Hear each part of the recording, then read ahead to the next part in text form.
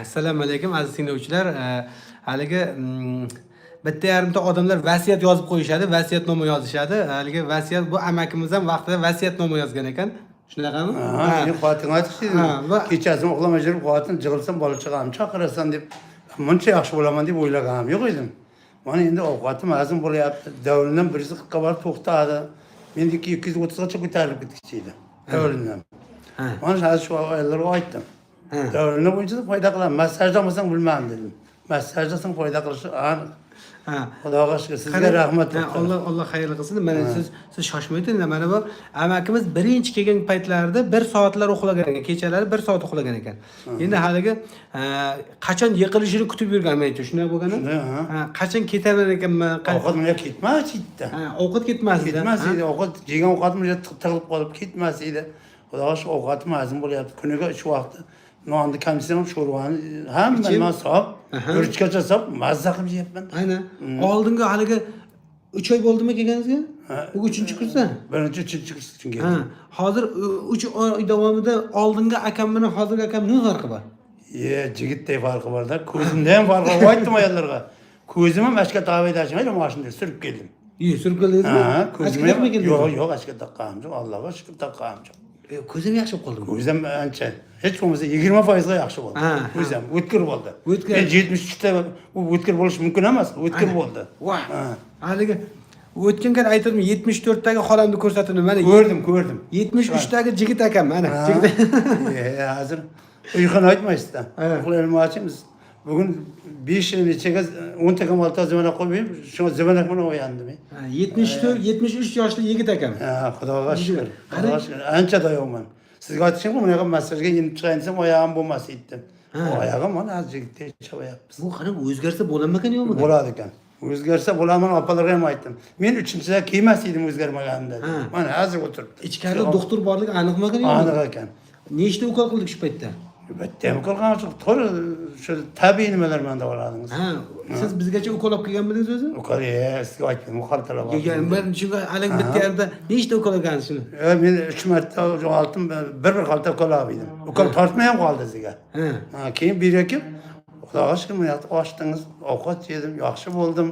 Mana opalarga ham shuni aytdim. Qarang, men aytdim, men organizm to'xtab bitdi dedim. Mana o'tirgan opalar kirsa aytadilar. Organizm to'xtab bitdi dedim. Xudoga shukr ishlab ketdi dedi. Shatim boriga shukr dedim. Haliga 3 marta ukol davri olgansiz-ku? Oldin. Shuning effekti bilan bizning 3-kursni davolashning effekti qanday? Ikkovini bir solishtirib berasizmi? Mana hozir kasal qolmabdi deyapsiz. O'zim ham qolmadi-yu, doktorga bir ko'rsatlayin o'zimda. Bizi davodan uyda yotmayin deb ko'ringani keldim. Ko'ringani. Voy, hozir ham aytdim o'zida. Doktor, mening kasalim yo'q, sizga 3-marta ko'ringani keldim deb. Sizga rahmat. Amakimda endi 73 yoshda yigit qilmoqchi bo'lyapmiz. Prostatalarga lecheniya berdik. O'zgardi ular ham? Voy, hamma xursand deydi-ku, hamma xursand, hamma yaxshi. Nega? Organizm yasharadi, organizm o'zgaradi. Organizm o'zgartiradigan narsa qilamiz biz. Ya'ni ichki shifokor protokolni qilish davomi bo'yicha qilsak, lecheniya qilsak, mana organizm super o'zgarib beradi. Faqatgina shuni qilishimiz kerak, shuni amalga oshirib. Sizlarga tirik ham qilish kerak, paraz. Men parazdan chiqqanim yo'q. Bu yashash. Parazda yuribman. Hali ham parazizm yuribman. Tirik misol 380-360 gradusga o'zgargan. Mana shu amakimiz birinchi kelganda vashti qilib yotib, dalvina ko'tarilib, mazasi qochib shu deb yursa, yurolmay, turolmaydigan amaki edi. Hali mana qarang qanchalik o'zgarib ketib qoldi. Xuddi shuna qilib sabr qildi lekin amakimiz nima desak shuni qildi. Yemang dedik, yemadi. Mana yaqindaligi odamlar bor, bitta yarimta odamlar doktor deydi, "Shuni yesammi?" deydi. "Ichida mayda sulfat ichib olsam-chi?" deydi. "Nimaga? Tomog'imni o'ssa bo'ldi" deydi. Shunaqa odamlar yeyish haqida o'ylaydigan odamlar bo'lar. Amakimga nima desak shuni qildi. Qildi, amalga oshirdi. Mana men ayollarga aytdim. Hozir parazim ochidan ovqatni hamma masab yeyman, shuncha qarazdan yeyman dedim. Doktor ye deguncha yeyman. Hozir kiraman, non qo'rgan jingsa yeyman dedim. Bo'lmasa shuncha qana yeyman hozir. Tomoqni olmayman dedim. Non bor deb olib qo'yaman dedim. Qo'l dedim. Tabriklayman amakjon. Tabriklayman. Men shu narsa haqida aytganman, sog'lom qaring deganda shu narsani nazarda tutganman. Oldin ham aytganman, yana qaytarib aytaman. Yosh katta odamlar qarichilik emasmi bu? Yo'q.